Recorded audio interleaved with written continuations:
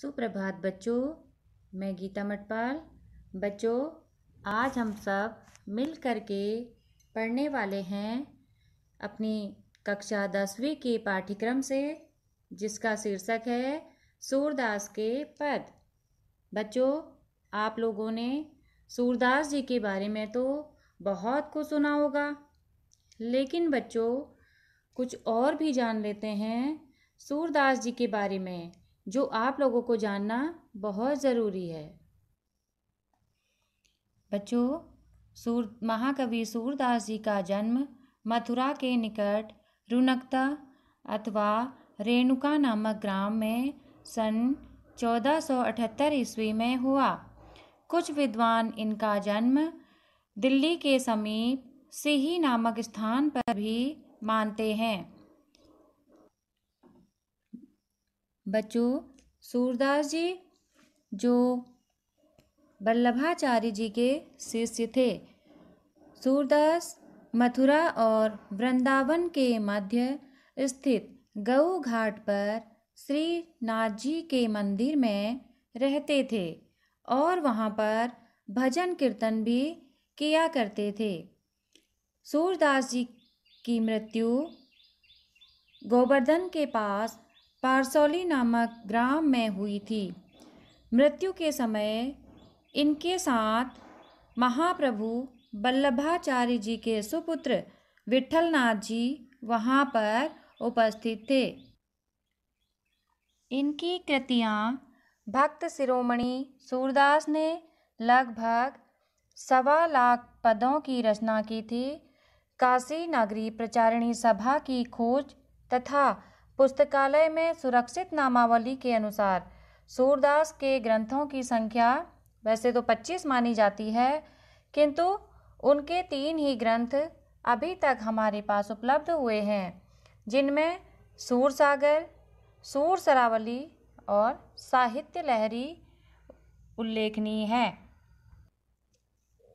बच्चों, जो मैं आप लोगों को ये पद पढ़ाने जा रही हूँ, उसको थोड़ा सा जान लेते हैं उसके बारे में कि आखिर बात किसके आधार पे हो रही है, बात किससे संबंधित है।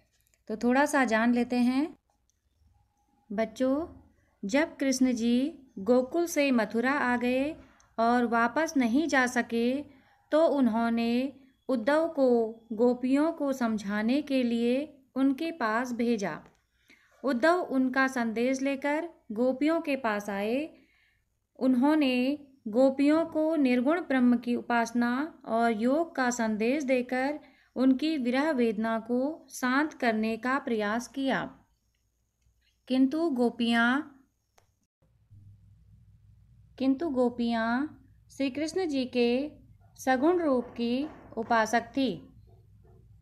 तो उन्होंने उद्धव का ज्ञान जो उपदेश दिया था उद्धव जी ने, वो गोपियों को बिल्कुल भी पसंद नहीं आया। उद्धव गोपियों को ज्ञान का यह उपदेश दे ही रहे थे कि तभी वहाँ एक भंवरा आकर गोपियों के चारों ओर मंडराने लगा।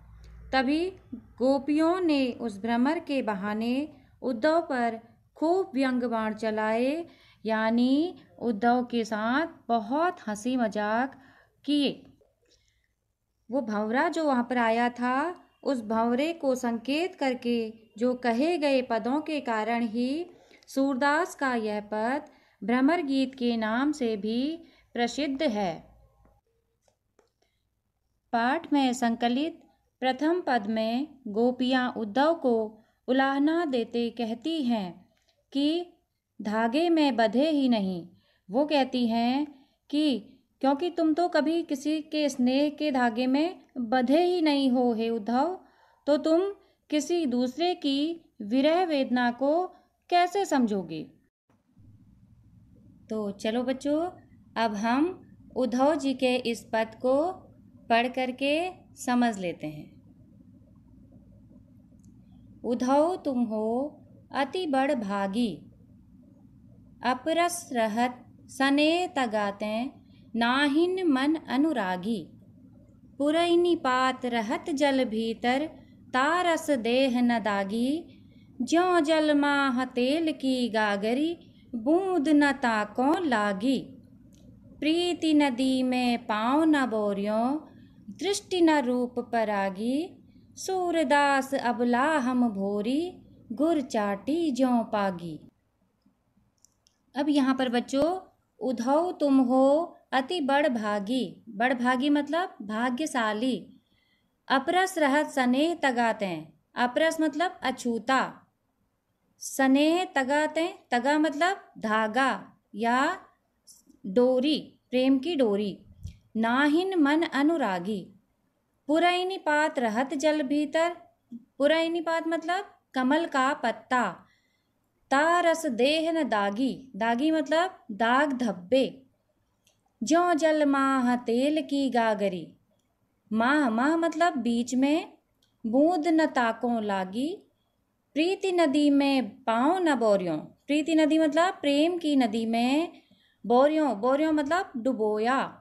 दृष्टि न रूप परागी। अब परागी, परागी मतलब मुग्ध होना। सूरदास अबला हम भोरी। भोरी, भोरी का मतलब क्या है यहाँ पे? भोली भाली। भोली भाली अबला नारी के लिए प्रयुक्त किया गया है।